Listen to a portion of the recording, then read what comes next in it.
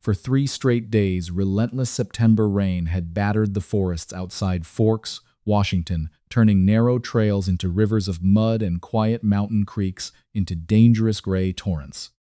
The search had just been called off. After 72 hours, the rescue teams had no choice. But for Lieutenant Commander Michael Barrett, a Navy SEAL accustomed to solving impossible problems under impossible conditions, walking away was the one thing he couldn't do. The missing person wasn't a teammate. It wasn't a mission objective. It was his father. A 70-year-old man who had vanished into the wilderness during a salmon fishing trip Michael himself had planned. Then he heard it, a faint scratching sound against the glass. Outside stood a drenched German shepherd. The dog held his gaze for several long seconds. Then it turned and looked toward the dark forest beyond the cabin. Could a stray dog really know where 72 hours of searching had failed? Or was this just a cruel trick of nature playing on a desperate man who was running out of hope? Before we begin, tell us what city you're watching from today. We'd love to know how far this story travels. Michael Carter had been home for 9 days when he decided his father needed the woods, not a hospital waiting room, not another pharmacy counter, not the quiet little house in Port Angeles where every hallway still seemed to remember Eleanor Carter's footsteps. He wanted something older than grief, something with water moving through it and cedar trees standing shoulder to shoulder beneath the rain. So he chose the Olympic Peninsula. By the time they reached Forks, September had already settled into the trees like a damp blanket. Fog hung low over the 2-lane roads, sliding between spruce trunks and mossy ditches, and the air smelled of wet bark, river stones, and the faint salt of the coast somewhere beyond the hills. Michael drove the rented pickup with one hand on the wheel, his posture straight even after the long road north, while Harold Carter sat beside him with a paper cup of gas station coffee cooling between both hands. Neither man said much. Michael was 39, a lieutenant commander in the Navy, and a SEAL who had spent most of his adult life learning how to move through danger without wasting a breath. He knew how to read terrain, clear rooms, ration sleep, and keep men alive when everything around them went wrong. Back home, people treated that as proof that he could handle anything. Harold never had.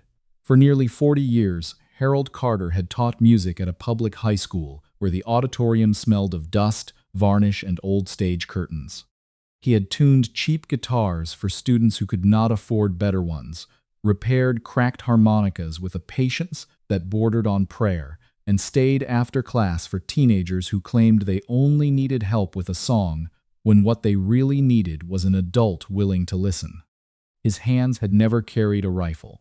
They had carried sheet music, coffee mugs, and the worn necks of second-hand instruments.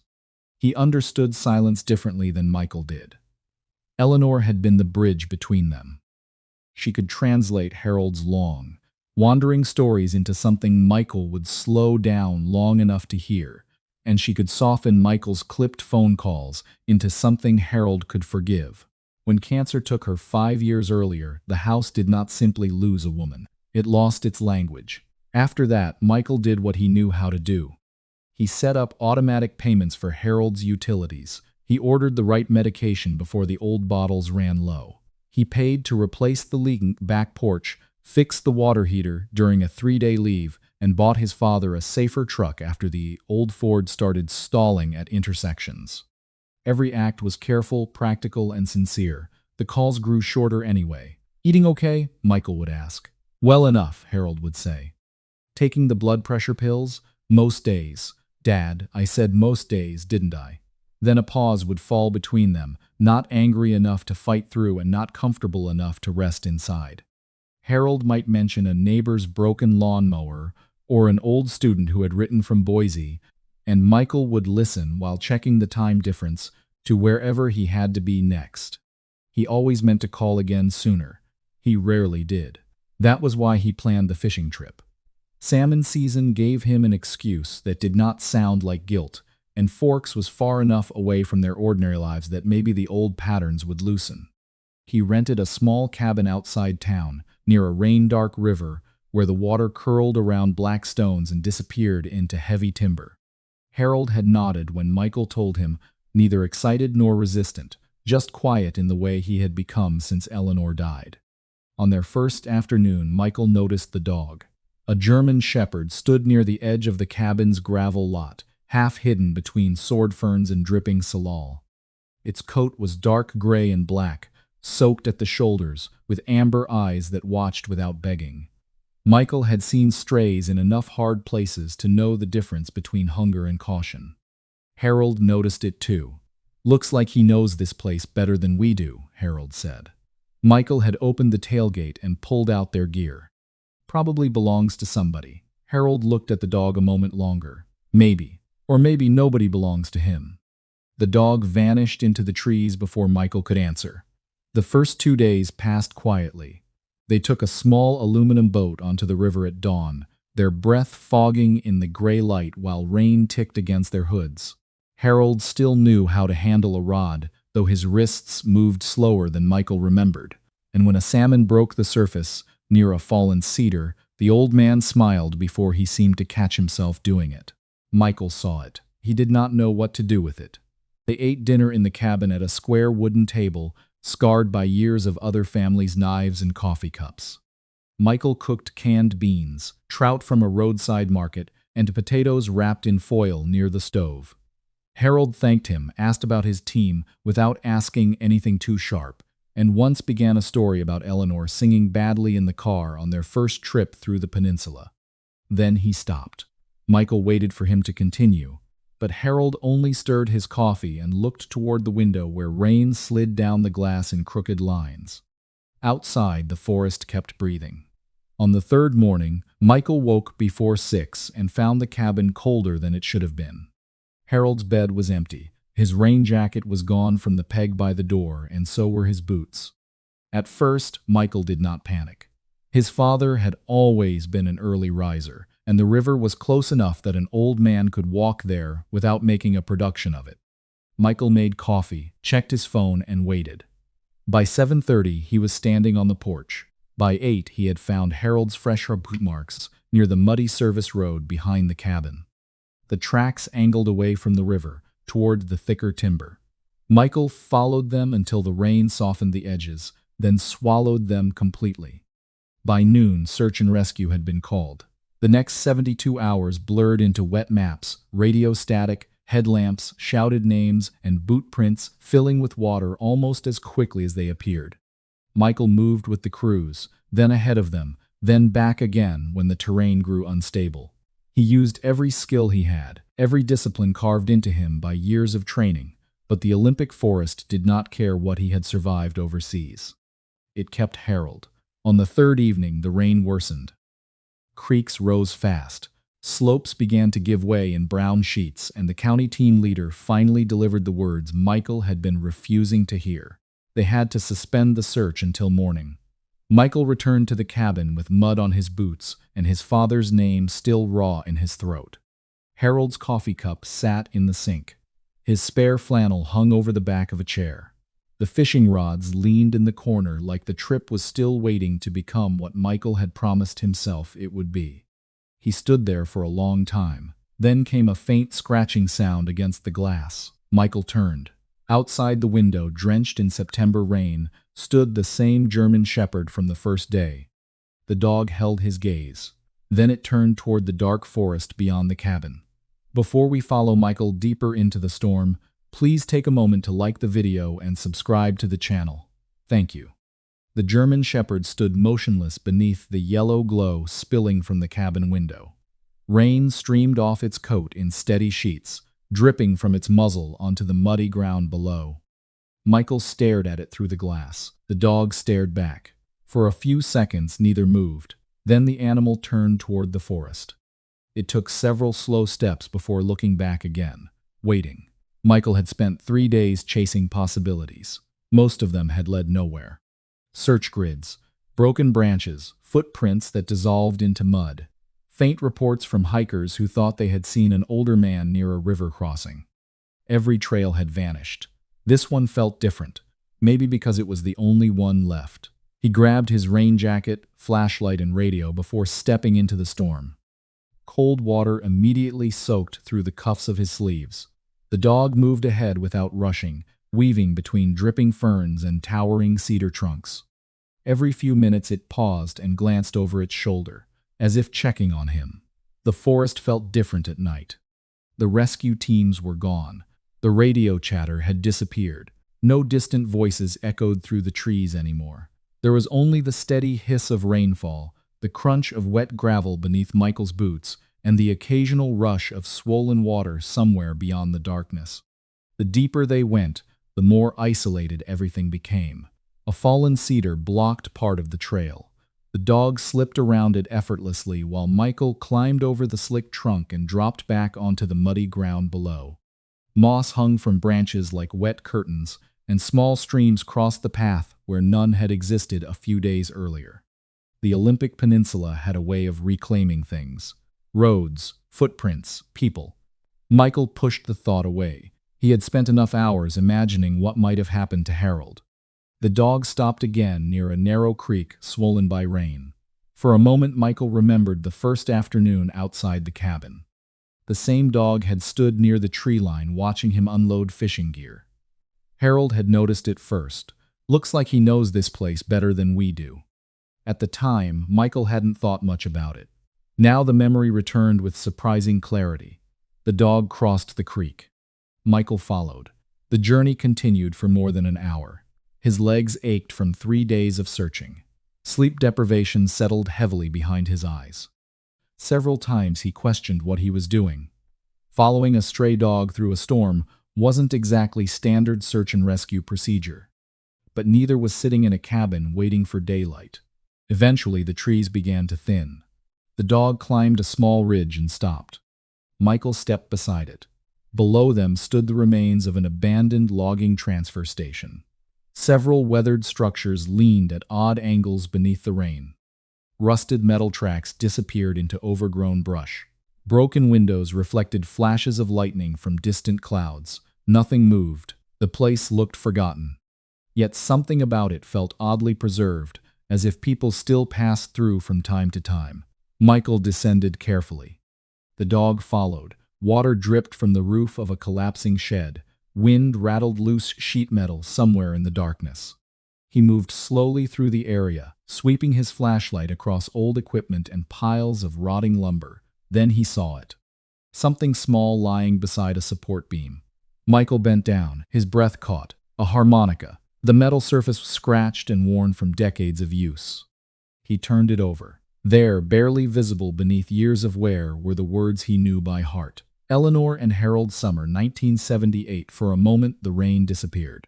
Michael remembered hearing that harmonica as a child while his father sat on the back porch during summer evenings.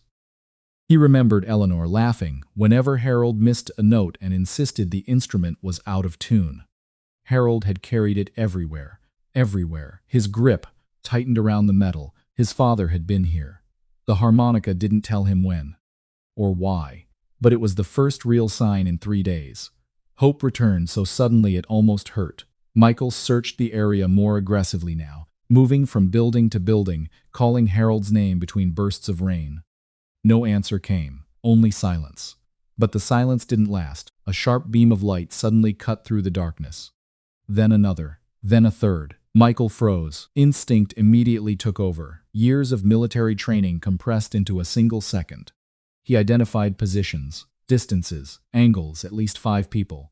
Maybe more. The lights remained fixed on him, not moving, watching. A voice emerged from somewhere beyond the glare. That's far enough. Michael slowly lowered his flashlight. The dog remained beside him. Another figure stepped forward, then another. Most appeared to be in their late 50s or 60s. Rain jackets, work boots, heavy gloves. None looked frightened. They looked cautious. One man studied Michael carefully. "Who are you?" "My name is Michael Carter." No response. "My father is missing." The lights remained on him. Michael could feel the tension tightening. Nobody lowered their beam. Nobody explained why they were there. Nobody seemed interested in leaving. For several long seconds, the only sound was rainfall striking old metal roofs.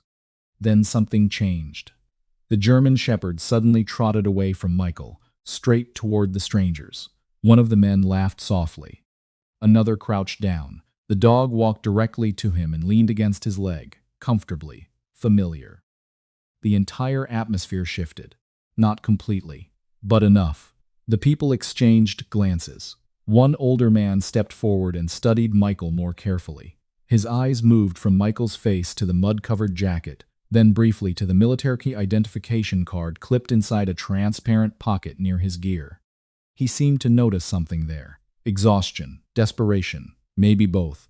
The man finally lowered his flashlight. The others followed. Not all the way.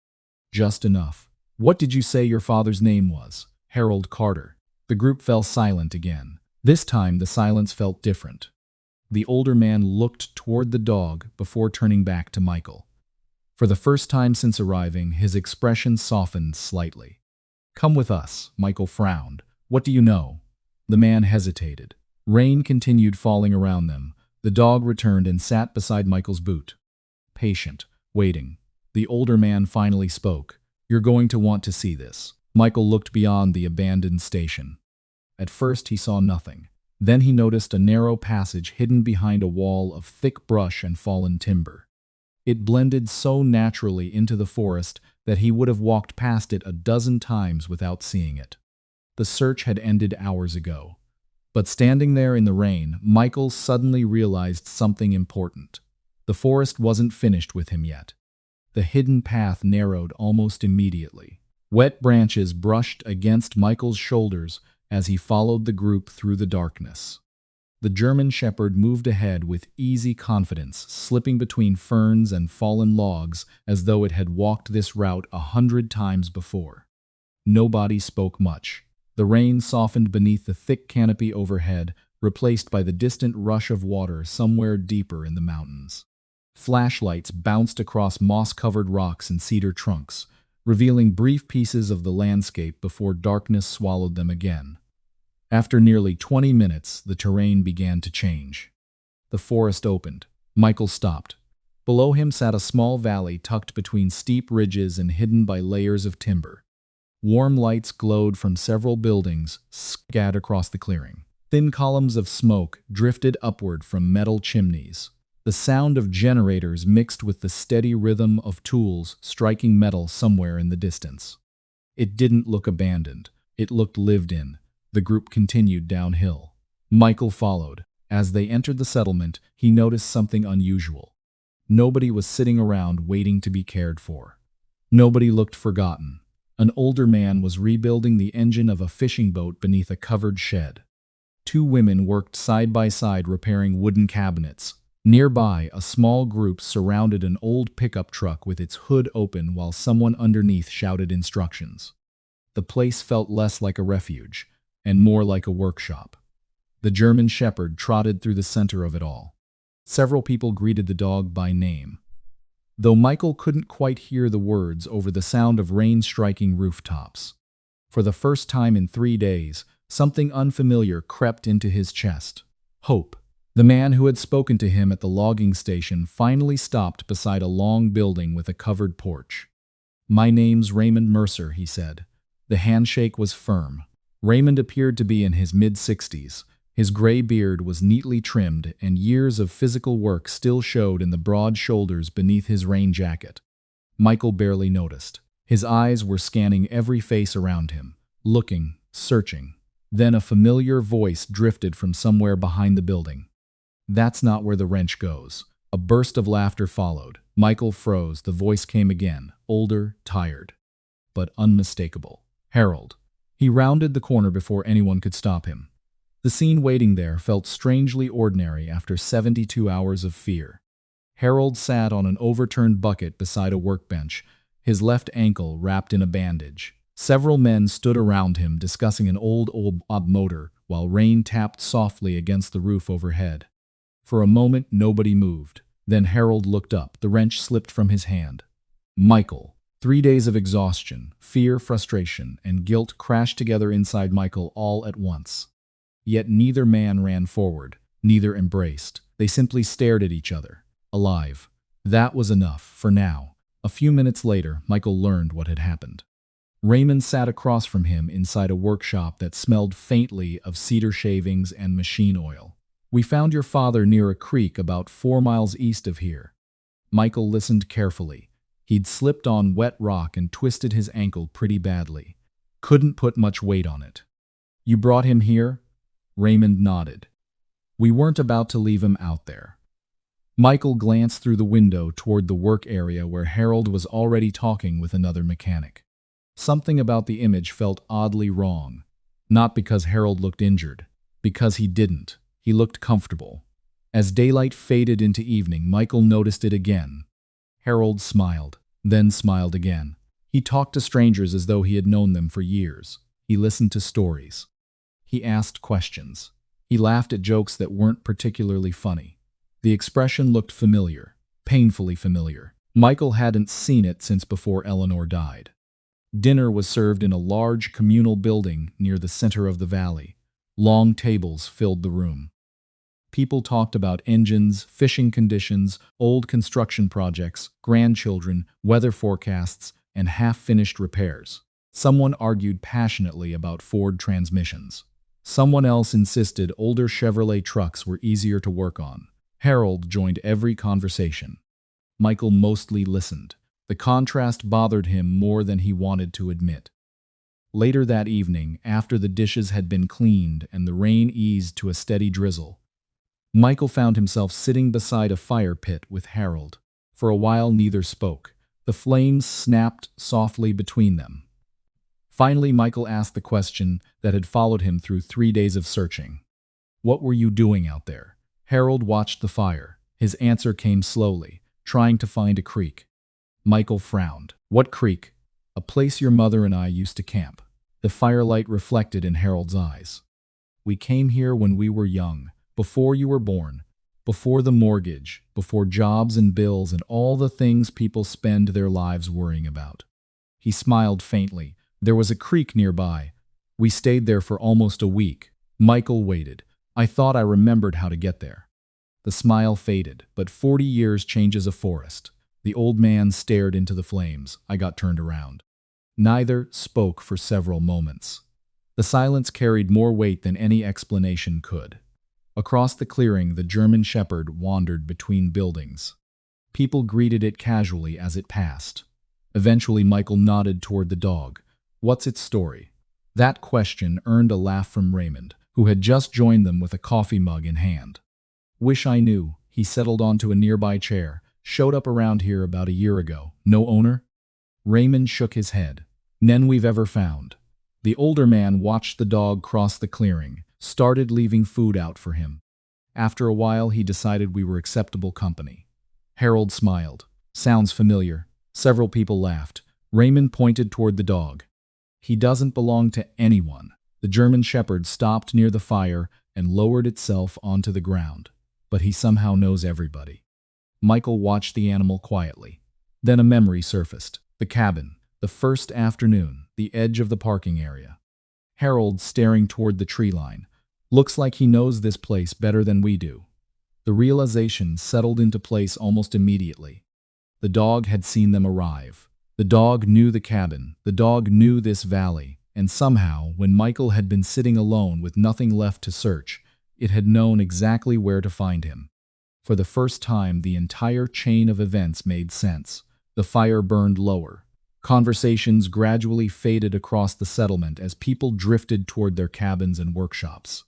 Michael finally looked at his father. We should head back to Forks tomorrow. The words sounded reasonable, expected, normal. Harold didn't answer right away. The old man stared into the dying fire for several long seconds. Then he looked out across the valley where lights still glowed from workshops and garages scattered among the trees. His expression changed, only slightly, but Michael noticed, and suddenly he wasn't as certain about tomorrow as he had been a moment earlier. The next morning arrived beneath a blanket of low clouds and steady rain. Water dripped from the roofs of the workshops and collected in shallow puddles across the valley.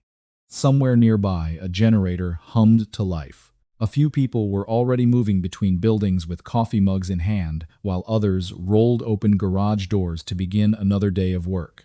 For the first time in 3 days, Michael woke knowing exactly where his father was. It should have brought him peace.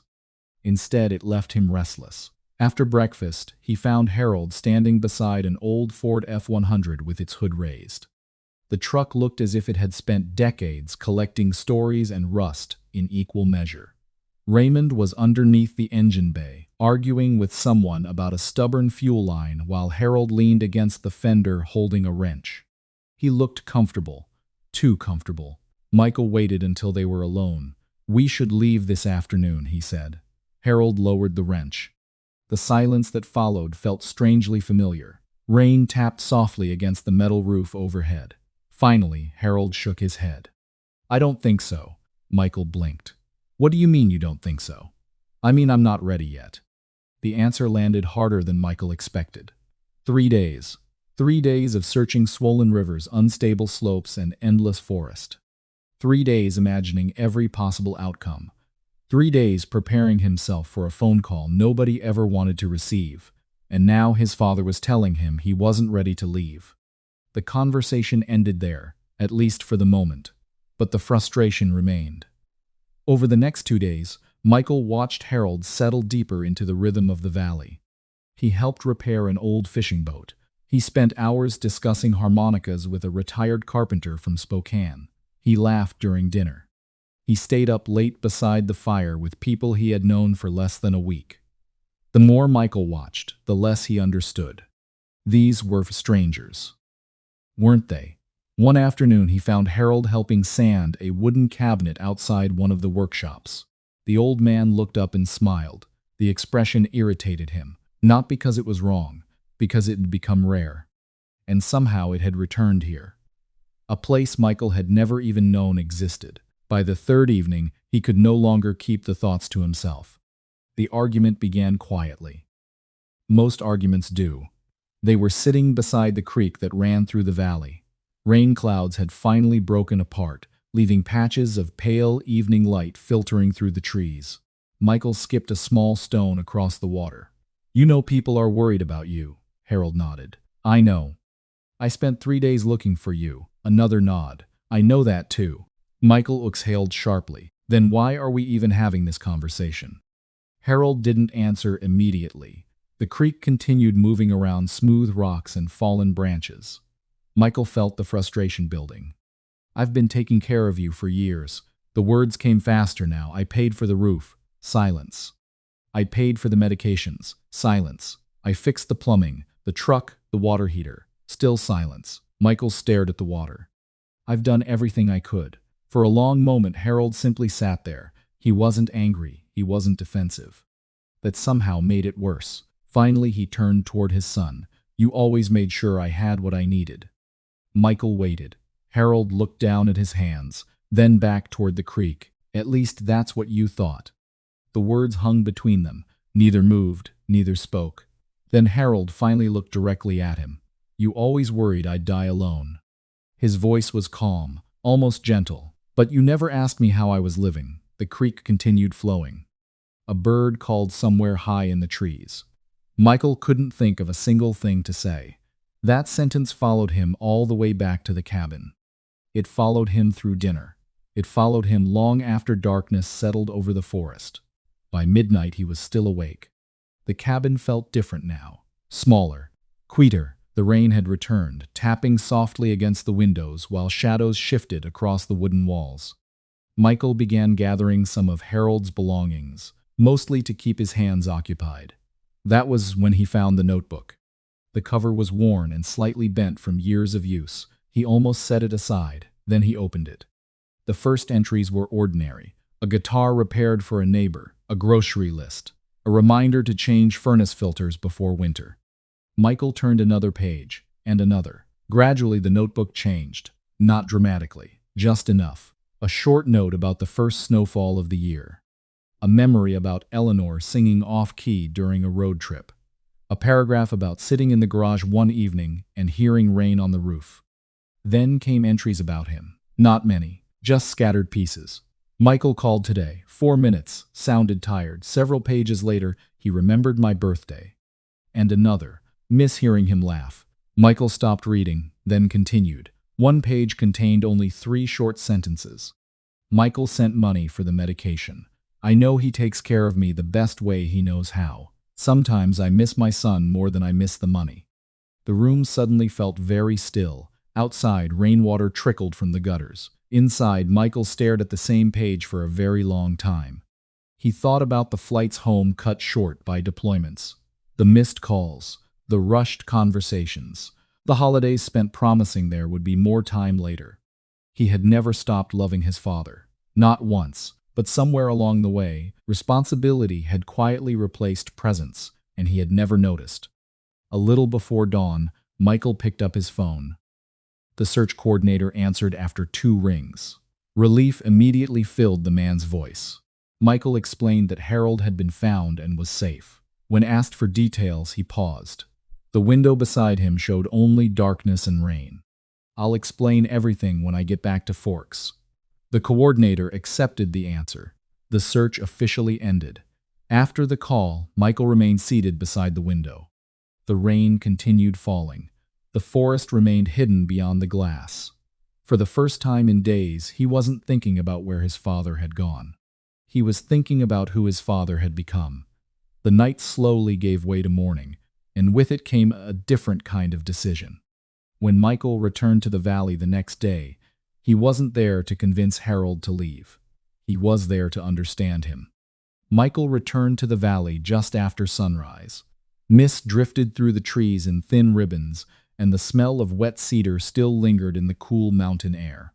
Somewhere across the clearing, an engine coughed to life before settling into a steady rumble. A few people were already at work, carrying tools between workshops while smoke rose from chimneys into the pale morning sky. Nothing looked different, but Michael was. The first person he saw was Harold. His father stood beside the old Ford F-100, one hand resting on the truck's faded fender, while Raymond pointed at something inside the engine bay. The German Shepherd lay nearby with its head resting on its paws, watching the world with quiet patience. Harold looked up. Their eyes met. Neither mentioned the argument. Neither mentioned the notebook. For once, neither needed to. Michael walked over, picked up a wrench from the workbench, and asked the simplest question he could think of. "What are we working on?"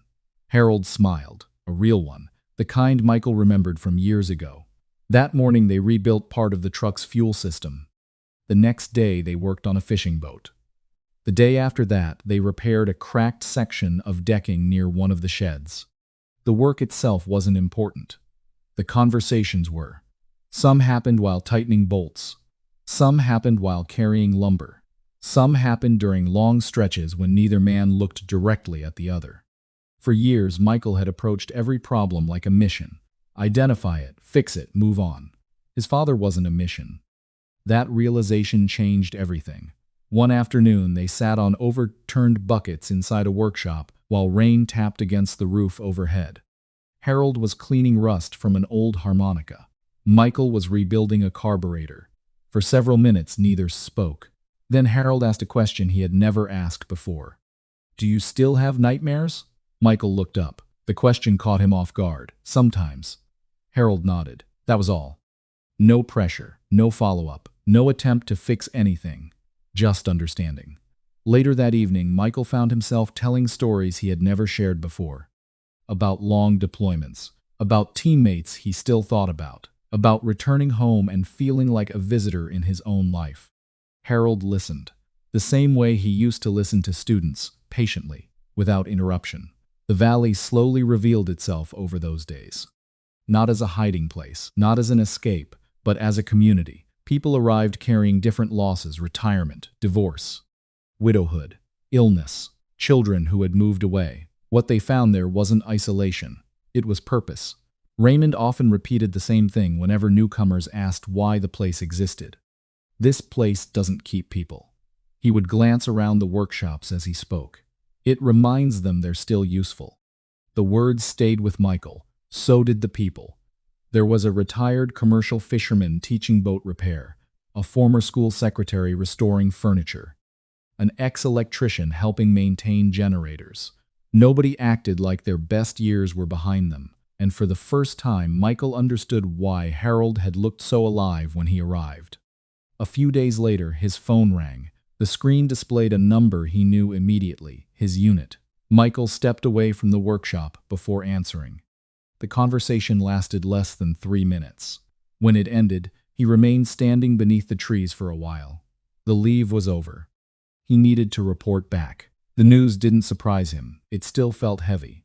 That evening, he sat alone beside the fire pit after dinner. The flames shifted lazily in the darkness while conversations drifted from nearby cabins. Across the clearing, someone played an old country song on a guitar that had probably seen better decades. The German shepherd wandered over and settled beside him. Neither seemed interested in moving. A few minutes later, Harold appeared carrying 2 mugs of coffee. He handed one to Michael and sat down. For a while they watched the fire. The silence felt different now. Comfortable, the kind that doesn't need filling. Finally, Harold spoke. "I've been thinking." Michael waited. "I want to go home." The answer surprised him. He looked over. Harold stared into the flames. "You do?" His father nodded. Michael said nothing. Harold smiled faintly. "This place helped me remember something." The fire cracked softly. "I thought what I missed was your mother." His voice remained steady, but that wasn't all of it. Michael listened. "I missed having a reason to get up and do things that mattered." The old man glanced around the valley. "And I missed my son." Neither spoke for a while. The flames continued dancing between them. Then Harold chuckled softly. "You know, for a Navy SEAL, you can be pretty stubborn." Michael laughed, for the first time in days. Maybe longer. The next morning arrived bright and clear. The storm system had finally moved on. People gathered near the truck as Michael loaded supplies into the bed. Handshakes were exchanged. Promises were made. Several projects remained unfinished, and everyone seemed determined to remind Harold of that fact. The German shepherd watched from nearby, quiet, patient. When everything was ready, Michael climbed into the driver's seat. Harold opened the passenger door. Before either could say a word, the dog trotted past them and jumped into the truck bed. The entire group burst into laughter. Raymond shook his head. "Well," he said, "looks like he picked his family." The dog settled down immediately, as if the decision had been obvious all along. The drive back to Forks felt different from the drive there. Neither man spent much time looking out the window. They talked about Eleanor, about music, about fishing, about nothing important at all, and somehow that made it important. A few weeks later, Michael was back in uniform. The pace of military life returned quickly. Training schedules, briefings, flights, long days, but some things had changed. Every Sunday evening, his phone rang. Sometimes Harold called first, sometimes Michael did. The conversations lasted longer now. Not because either man planned them, because neither seemed in a hurry to leave. Harold talked about the vegetable garden behind the house, about a guitar he was restoring, about the German shepherd digging holes in places no dog should ever dig holes. Michael talked about training exercises, about friends, about ordinary frustrations and ordinary victories.